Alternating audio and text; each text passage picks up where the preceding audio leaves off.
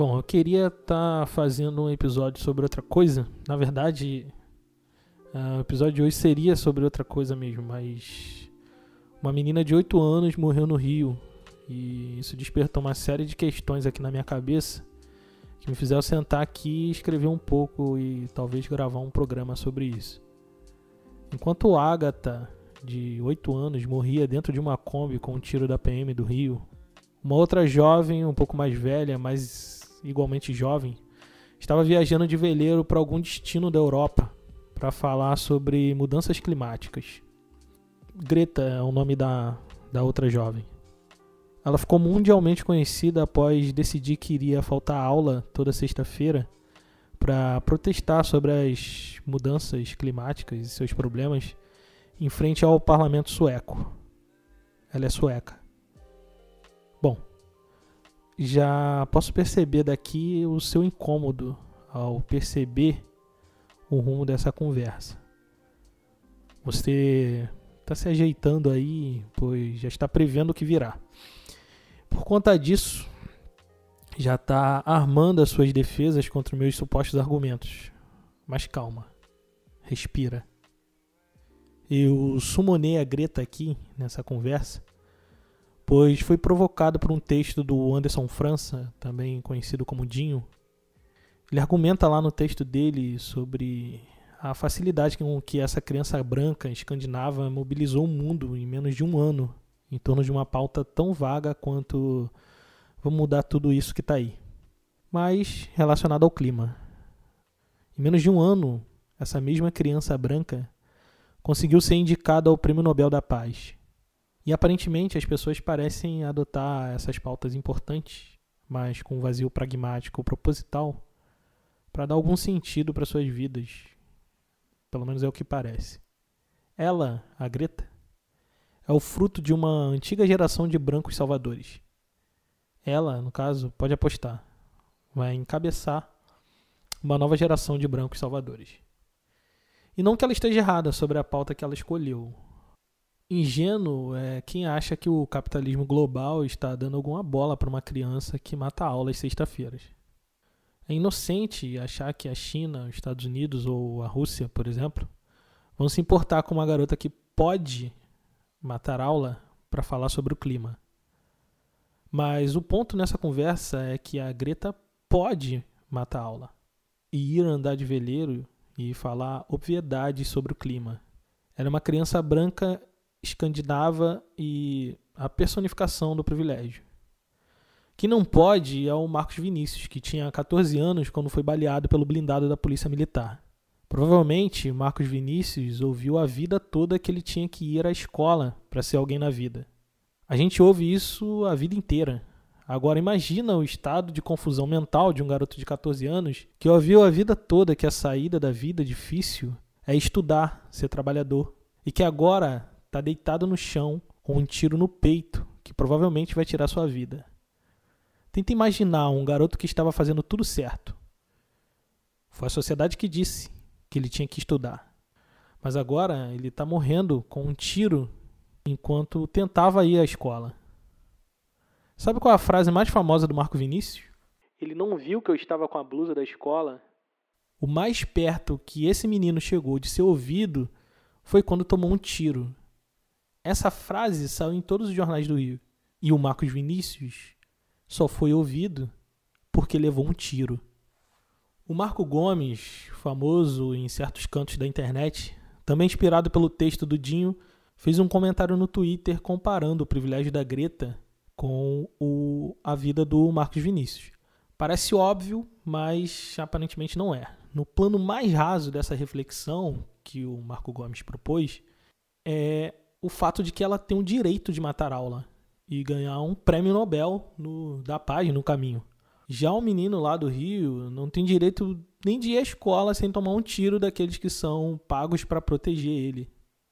Fui olhar os comentários e não fiquei surpreso ao ver que lá estavam célebres figuras da esquerda branca, inclusive podcasters, reagindo de forma incisiva ao comparativo das duas vidas em questão. As pessoas de esquerda, elas argumentavam que a comparação é injusta, já que a Greta está do outro lado do mundo e o Marcos Vinícius e a Agatha aqui no Brasil. Segundo eles, a Agatha jamais disputaria ou colaboraria com a Greta numa vaga de emprego, por exemplo. E por isso o argumento do Marco era inválido para essa questão. Não é surpresa ver pessoas brancas reagindo com raiva ao ser racializadas. O que me surpreende mesmo, mas não deveria, é que essas pessoas brancas, em específico, sejam de esquerda. A mesma esquerda que gosta de dizer que a polícia pode estar matando centenas de Einstein por dia na favela.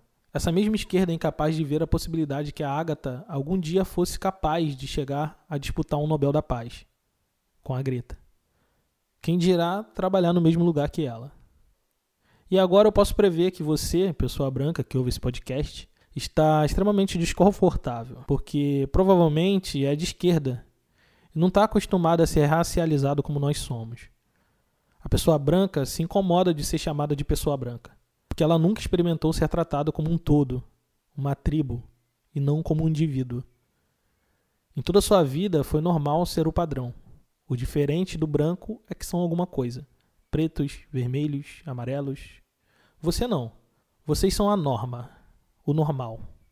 Então é duro ouvir eu chamar a Greta de criança branca privilegiada, ainda que ela seja uma criança branca privilegiada. E ela nem é o problema, é só um sintoma. Hoje no Rio não se toma um refrigerante de canudo de plástico, por força de lei. Ser contra isso é um absurdo, e eu concordo. Não tem por que ser contra minimizar os danos do plástico no oceano, porque realmente a quantidade de plástico nos oceanos tem sido um problema cada vez maior. Mas também no mesmo Rio de Janeiro, hoje, estão morrendo jovens negros e indígenas aos milhares. E não é exagero. Acontece que esse problema não é de hoje. É sabido que o Brasil foi fundado com morte de centenas de milhares de negros e indígenas. Mas o que me surpreende é que, ainda hoje, isso não cause tanta comoção quanto a censura de um gibi da Marvel. Ou um canudo de plástico no milkshake do Bob's.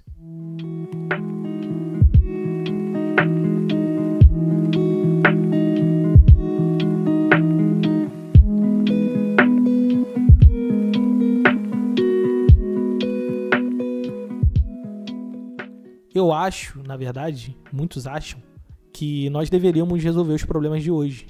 Questão de prioridade. Eu não posso culpar uma pessoa que passa fome por ela se preocupar apenas em encher sua geladeira de comida e não com o aquecimento global. Seria cruel da minha parte. O fato é que o Brasil tem uma pauta urgente. Não, muito urgente. Que não é problema de hoje. Na verdade, ele é uma pendência de alguns séculos. Melhor, o Brasil só é Brasil por conta desses problemas que precisamos resolver. O elefante branco na sala que ninguém quer tirar e se recusa a olhar. Esse elefante branco se chama escravidão. A culpa disso tudo é da escravidão. O capitalismo global prosperou por conta da escravidão. Os problemas todos que temos no Brasil nascem com a escravidão. A maneira como enxergamos as relações de poder no trabalho vem da escravidão. O capitalismo fudeu com o meio ambiente, criou uma indústria insustentável de alimentos, mas ele só prosperou e se desenvolveu por conta da escravidão. Não existe Brasil sem escravidão. É tudo culpa da escravidão. E eu, sinceramente, acho imoral que você se preocupe mais com glitter biodegradável no carnaval quando temos pautas tão urgentes para lidar. Pautas que o prazo venceu há mais de 4 séculos.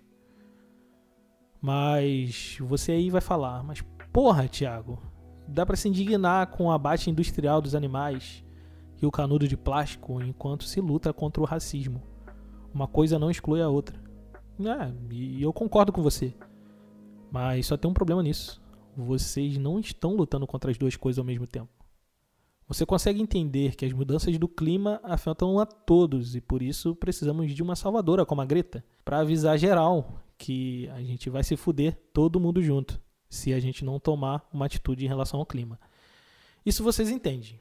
Mas os problemas gerados pela escravidão, também conhecidos como racismo estrutural, que mata preto todo dia no mundo todo, você acha que é um problema nosso, das pessoas negras. Sabe o que é? Apesar de ser um problema global, porque é um problema global, você acha que isso não é sobre você. Você, pessoa branca, acha que isso é sobre nós. Porque você não sente que isso te afeta de alguma forma. E talvez não afete. Esse é nosso elefante branco ignorado, principalmente por pessoas brancas que se recusam a falar sobre o problema que é urgente. A escravidão deixou heranças, ou você é descendente daqueles que foram senhores, ou é descendente daqueles que foram escravizados, ou é descendente daqueles que vieram substituir a mão de obra escravizada e embranquecer o Brasil. E eu tô aqui tão puto que eu nem lembrei de fazer a entrada do podcast. Oi, meu nome é Thiago, blá blá blá, isso é História Preta. E o episódio de hoje vai lidar com a puta vergonha na cara que vocês, pessoas brancas, não têm.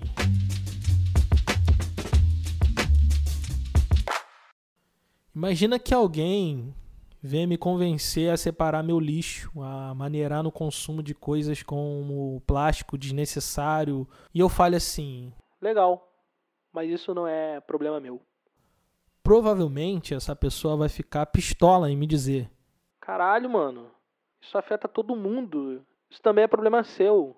E ela vai estar com razão de ficar pistola. Tocar nas pautas que lhe são caras te causa revolta e reatividade. Por isso, tanto hate no texto do Dinho, por isso, tantos replies no tweet do Marco Gomes. Vocês não vão admitir, mas vocês não conseguem entender que vocês têm responsabilidades sociais quando uma garota negra na favela toma um tiro de fuzil e morre com 8 anos. Assim como os negacionistas do clima, você se nega a ver alguma relação entre pessoas negras morrendo todo dia e você.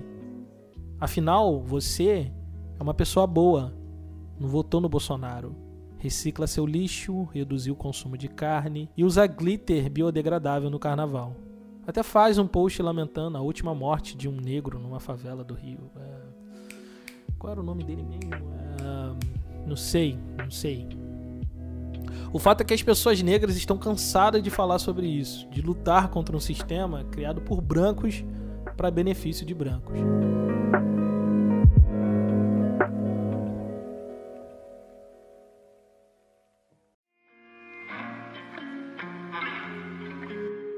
Bom, e já que esse é um podcast de história, eu vou tentar falar um pouco sobre história e te fazer entender a responsabilidade que as pessoas brancas têm com a herança maldita da escravidão.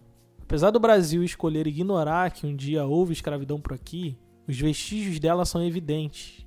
Cada prédio histórico, cada teatro municipal, igreja, estrada e engenho nesse país foi construído em costas negras.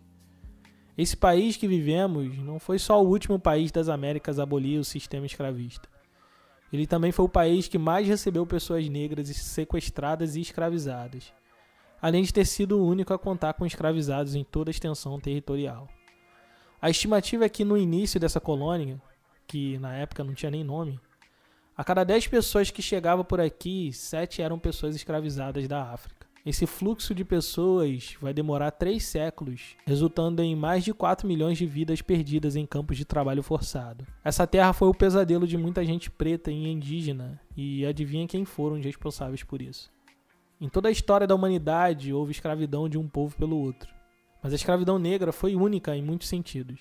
O primeiro ponto é que ela inaugura a escravidão exclusivamente étnica, que deixa evidente pela cor da pele quem era livre e quem era escravizado. Isso seria a base do racismo científico que viria a surgir, coincidentemente, com o fim da escravidão em muitos países. Outro ponto a se observar na escravidão moderna, em relação às da antiguidade, é que ela é a base de toda a economia europeia. Como eu disse, não existiria Brasil se não fosse pelo trabalho escravo. Não havia um só ramo da produção de riqueza europeia que não tivesse mãos negras escravizadas. Plantações, pecuária, indústria têxtil, mineração, absolutamente tudo. Se a mão de obra escravizada sumisse do dia para a noite, aquela economia entraria em colapso. Nunca antes na história da humanidade a economia global dependeu tanto de mãos de obra escravizadas. Isso gerou uma demanda enorme, nunca antes vista, o que aqueceu o mercado escravista lá em África. Não dá para dizer que os portugueses inventaram a escravidão. Quando chegaram em África, ela já existia. Mas o que dá para dizer é que eles inventaram a escravidão baseada na cor da pele e que elevaram o número de pessoas escravizadas a níveis estratosféricos na dependência da mão de obra escravizada. Agora pensa na dificuldade que foi abolir esse trabalho escravo, que foi base econômica por tantos séculos. Não dava para ser de uma hora para outra, tinha que ser lento e gradual. Talvez tudo que você saiba sobre escravidão foi forjado pelas novelas da Globo e alguns livros didáticos de qualidade duvidosa. Isso fez com que o brasileiro médio acreditasse piamente que a abolição da escravidão foi um marco que mudou para sempre as relações de trabalho e resolveu o nosso problema maior. Das muitas novelas que ajudaram a moldar esse imaginário coletivo a respeito do fim da escravidão, a que mais me chama a atenção é uma das cenas finais da novela Sim a Moça. Eu dançarei sobre os vossos cadáveres! Negros, malditos! Eu os matarei! Vocês vão morrer todos!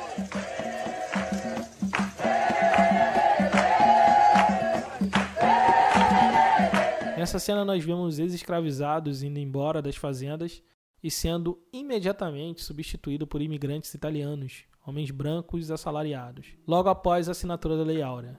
Como desdobramento dessa ideia da transição do trabalho escravo para o trabalho dito livre, vê um reforço da noção de que os europeus teriam chegado ao país para superar a incapacidade, preguiça e o atraso da mão de obra escravizada, que não soube se adaptar ao trabalho pago.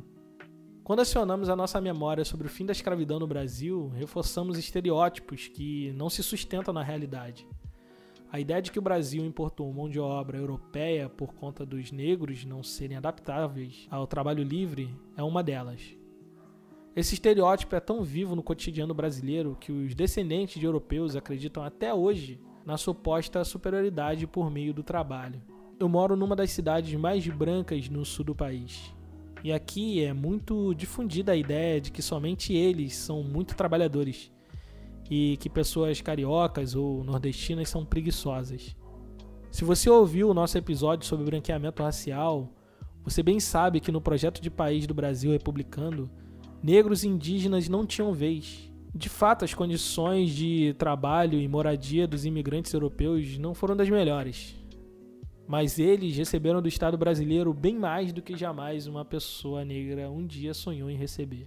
Em 1911, o governo brasileiro enviou um cientista, Batista de Lacerda, como delegado representativo para o Congresso Universal de Raças, que estava sendo realizado em Londres.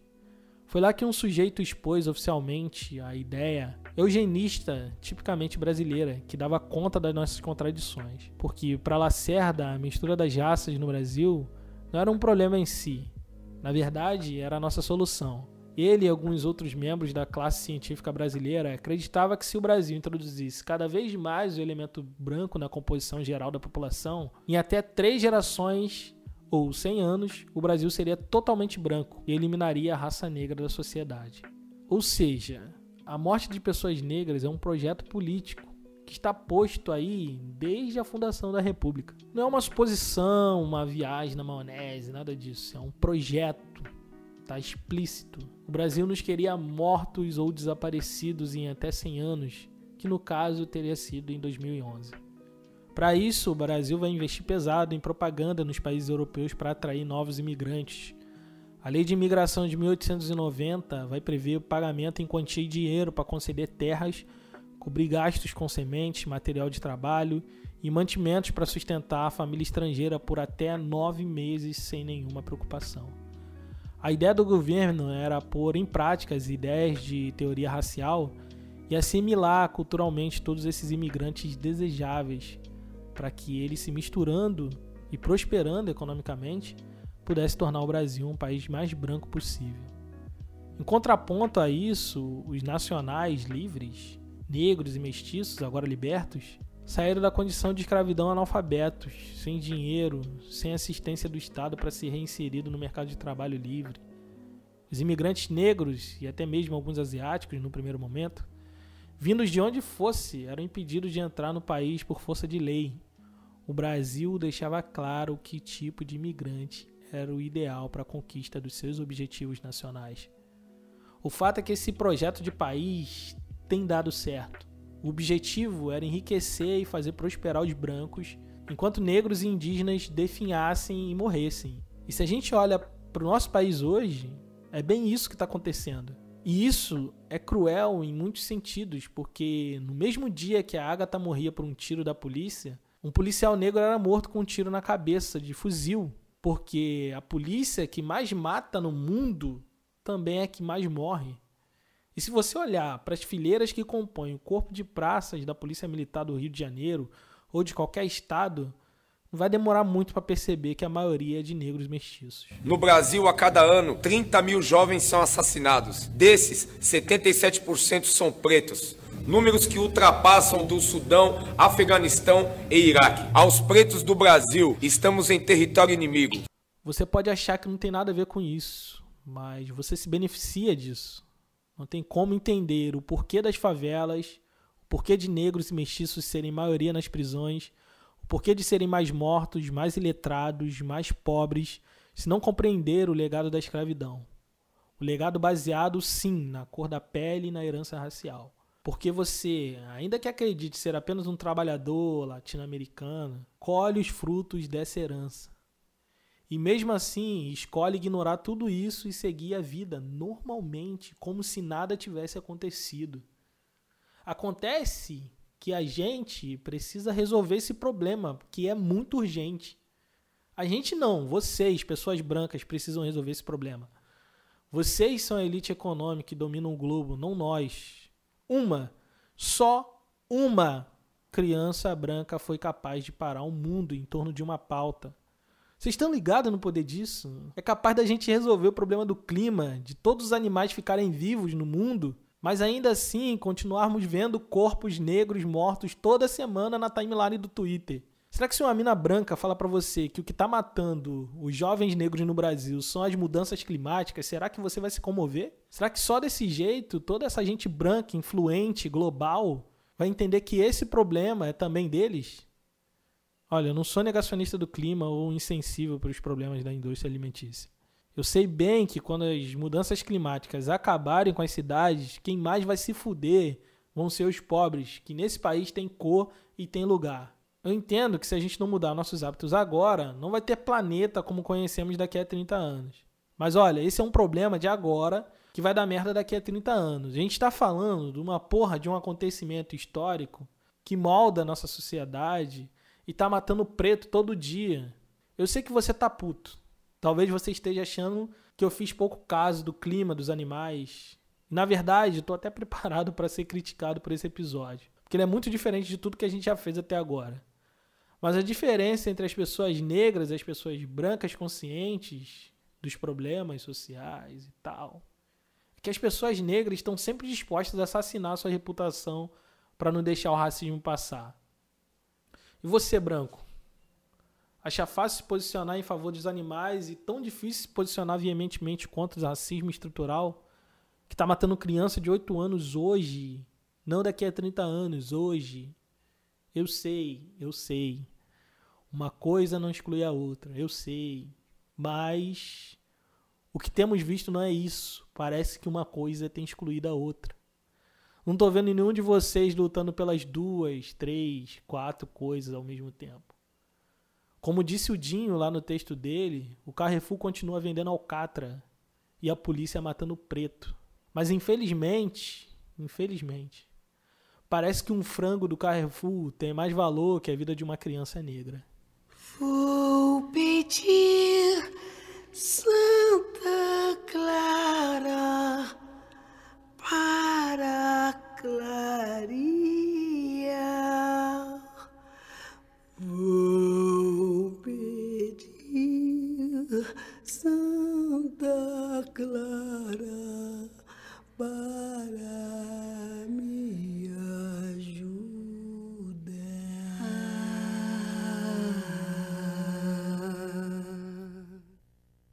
A carne mais barata do mercado é a carne negra.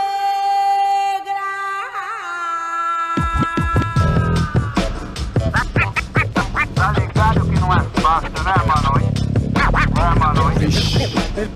Se liga aí.